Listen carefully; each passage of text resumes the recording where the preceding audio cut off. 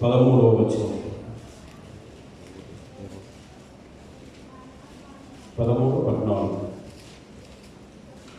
15. సహోదరులారా,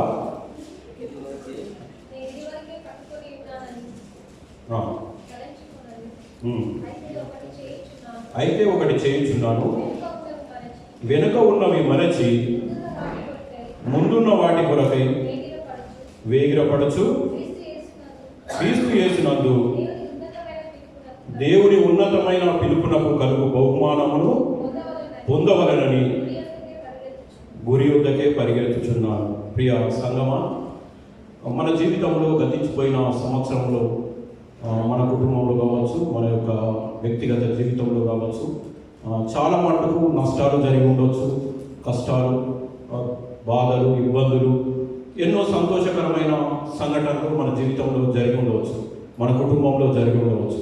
అవునా?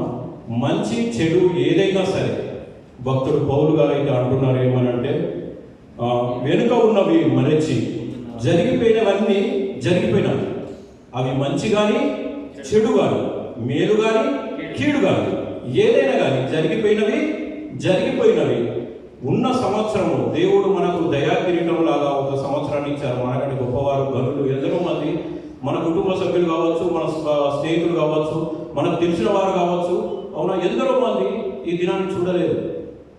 దేవుడు తన కృప ద్వారా మనకు అనుగ్రహించాడు, అంతే కదా. మన మీద గొప్పవారమని కాదు, మనలో మంచి ఉన్నదని కాదు, మనం పోయిన వారి కంటే గనులమని కాదు, కానీ దేవుడి కృప ఉంచాడు. ఎందుకోసం అంటే ఈ సంవత్సరమైనా నా కొరకు ఫలించే లక్షణాలు ఏమైనా కనబడతాయేమో, అవునా, నా కొరకు కష్టపడే ఫలితం ఏమన్నా తీసుకొని వచ్చే జీవితాలు ఉంటాయేమో, నన్ను సంతోషపరిచే జీవితాలు ఇంకేమైనా ఉంటాయేమో అని చెప్పి దేవుడు వేచి చూస్తూ ఉన్నాడు. నిజమే కదా. ఎందుకు అంటే ఒక మంచి మన జీవితంలోకి వస్తుంది అంటే, ఒక దినము వస్తుంది అంటే, ఆ దినంలో మనం ఏం చేయాలి, ఉదయకాలం లేచి నుంచి మనం ఏం చేయాలి, ఎలా సంపాదించాలి, అవునా, మన ఆరోగ్యాన్ని ఎలా కాపాడుకోవాలి, ఎన్నో పద్ధతులు మనము పాటిస్తూ ఉంటాం. దేవుడు కూడా అదే చూస్తూ ఉన్నాడు.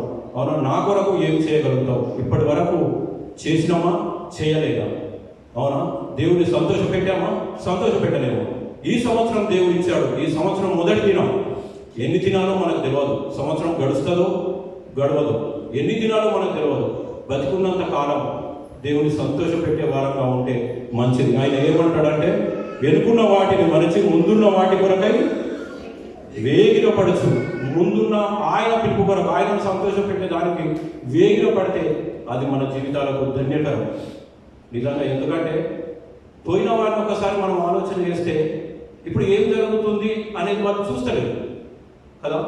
ఒకవేళ వాళ్ళు ఉంటే వాళ్ళు అనుకునేటవచ్చు మనసులో, అబ్బా క్రిస్మస్ కానీ న్యూ ఇయర్ కానీ నేను ఇలా సెలబ్రేట్ చేయాలి, నేను ఇలా బట్టలు కొనుక్కోవాలి, నేను ఇలా ఏదో అనుకునేటవచ్చు మనసులో. కానీ వాళ్ళు ఈ జీవితాల్లో, ఈ దినాల్లో వాళ్ళు లేరు. కాబట్టి మనకున్న కోరికలు ఏవో ఉంటుండొచ్చు, కానీ దేవుడిని సంతోషపెట్టే కోరికలు మనం కలిగి ఉందాం. ఎందుకంటే దేవుడు ఒక నూతన సంవత్సరాన్ని మనకి ఇచ్చాడు కాబట్టి నూతన నిర్ణయం.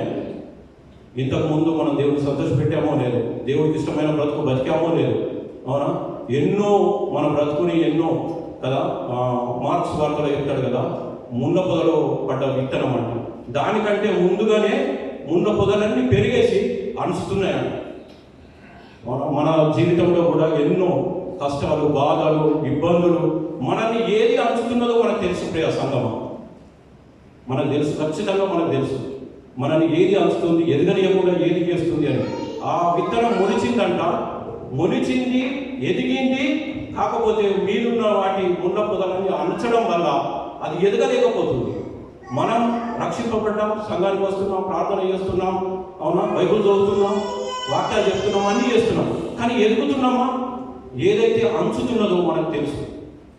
ఆ అణిచేదేదో దేవుడి సన్నిధిలో ఒప్పుకొని వదిలిపెట్టి ఎదగడానికి ప్రయత్నం చేస్తే దేవుడు మనల్ని కనికరించి ఈ సంవత్సరమైనా మనల్ని సంతోషంగా ఉంచుతూ, మన కుటుంబాన్ని మనల్ని సంతోషంగా ఉంచుతూ తనని సంతోషపరిచే బ్రతుకులు మనం కలిగి ఉండాలని మనస్ఫూర్తిగా కోరుకుంటూ ఇటు సమయాన్ని ఇచ్చిన అయ్యగారు ప్రత్యేకమైన వందనాలు తెలియజేస్తూ ముగిస్తున్నాను. Thank you very much. Happy new year అందరికీ.